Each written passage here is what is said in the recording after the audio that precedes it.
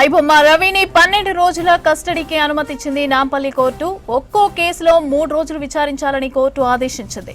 4 కేసుల్లో 12 రోజుల పాటు కస్టడీకి అనుమతిచ్చింది నాంపల్లి కోర్టు. ఇక ఈ నెల 18వ తేదీ నుంచి రవిని విచారించనున్నారు సైబర్ క్రైమ్ పోలీసులు. ఐబొమ్మ రవిని 12 రోజుల కస్టడీకి అనుమతిచ్చింది నాంపల్లి కోర్టు. ఒక్కో కేసులో 3 రోజులు విచారించాలని కోర్టు ఆదేశించింది. 4 కేసుల్లో 12 రోజుల పాటు కస్టడీకి అనుమతి ఇచ్చింది నాంపల్లి కోర్టు. ఇక ఈ నెల 18వ తేదీ నుంచి రవిని విచారించనున్నారు సైబర్ క్రైమ్ పోలీసులు. మరో కేసులో తీర్పును బుధవారానికి వాయిదా వేసింది కోర్టు.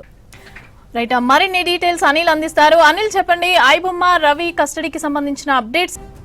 మమత, ఐబొమ్మ రవి కేసుకు సంబంధించి నాంపల్లి కోర్టు అనుమతించింది 12 రోజుల పాటు. అంటే ఇప్పుడు ఏదైతే 4 కేసులు ఉన్నాయో ఈ 4 కేసులలో కూడా ఒక్కొక్క కేసును 3 రోజుల పాటు 12 రోజుల పాటు కూడా విచారించనున్నారు. సో ఇప్పటికే ఎఫ్ఐఆర్ ఆధారంగా దాదాపు ఇప్పటికే మనకి 347 ఎఫ్ఐఆర్ నెంబర్ కనుక చూసుకున్నట్లయితే 347, తర్వాత 1682, 1292, 1042. సో ఇట్లా ఈ ఏవైతే ఎఫ్ఐఆర్ నెంబర్లు ఉన్నాయో వాటి ఆధారంగా ఈ 4 కేసులకు సంబంధించి కూడా ఒక్కొక్క కేసుకు సంబంధించి 3 రోజుల పాటు విచారించాలంటూ కూడా ఇప్పటికే సైబర్ క్రైమ్ పోలీసులని కూడా కోర్టు అనుమతించింది కస్టడీకి. సో ఈ నెల 18 నుండి కూడా విచారణ ప్రారంభం కానుంది. 18న విచారణ ప్రారంభమై 12 రోజుల పాటు కూడా విచారించనున్నారు. ఇందులో ఇప్పటికే గతంలో కూడా ఏదైతే ఎఫ్ఐఆర్ అయ్యాయో సో వాటి ఆధారంగా కూడా సైబర్ క్రైమ్ పోలీసులు ఐబొమ్మ రవిని విచారించగా ఖచ్చితమైనటువంటి సమాచారం ఏమీ చెప్పలేదు. సో తాను ఒక్కడే అటు మాల్దీవుల్లో ఉంటూ కరేబియన్ దీవుల్లో ఉంటూ కూడా ఇదంతా కూడా చేశానంటూ కూడా చెప్పాడు. కాబట్టి సో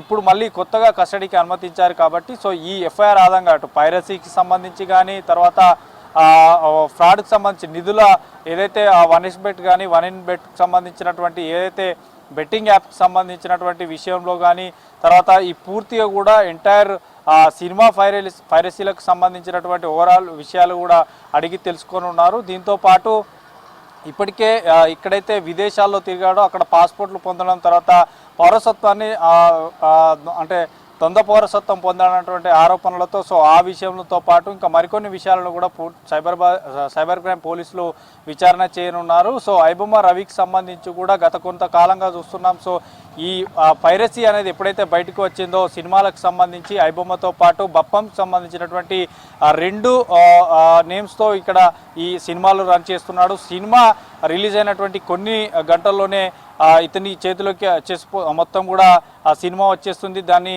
పూర్తిగా కూడా అప్లోడ్ చేసి ప్రేక్షకులకు ముందు పెడుతున్నారు. సో ఈ క్రమంలో పెద్ద ఎత్తున కూడా అటు బెట్టింగ్ ద్వారా మనీ ఎక్కువగా పొందుతున్నాడు. సో ఎక్కువ మొత్తంలో దీని ద్వారా ఆర్జించాడు. ఎక్కువగా ఈ డబ్బునంతా కూడా తన విదేశాల్లో తిరగడానికి కూడా ఉపయోగించాడంటూ కూడా తెలిసింది. దాదాపు ఇప్పటికే సైబర్ క్రైమ్ పోలీసులు కూడా హైదరాబాద్లో పక్కా సమాచారంతో అతన్ని అంటే అదుపులోకి తీసుకున్నప్పుడు కూడా కొంత అమౌంట్ సీజ్ చేశారు. అక్కడ పెన్ డ్రైవ్లు కానీ మేము తర్వాత ల్యాప్టాప్స్, మొబైల్స్ అన్నీ కూడా సీజ్ చేశారు. సో ఇంకా ఈ ఫర్దర్గా ఇప్పుడు ఏదైతే ఎఫ్ఐఆర్లు ఒక్కొక్కటిగా నమోదయ్యాయో అంటే గతంలో కొంతమంది సినిమా నటులు కూడా ఇతనిపై కంప్లైంట్ చేశారు. సో ఈ కంప్లైంట్ ఆధారంగా కూడా అందులో వారు దేని మీద అంటే ఏ విషయం పైన కంప్లైంట్ చేశారు, సో ఫిర్యాదుల ఆధారంగా కూడా పూర్తిగా ఐబొమ్మ రవిని విచారించనున్నారు సైబర్ క్రైమ్ పోలీసులు.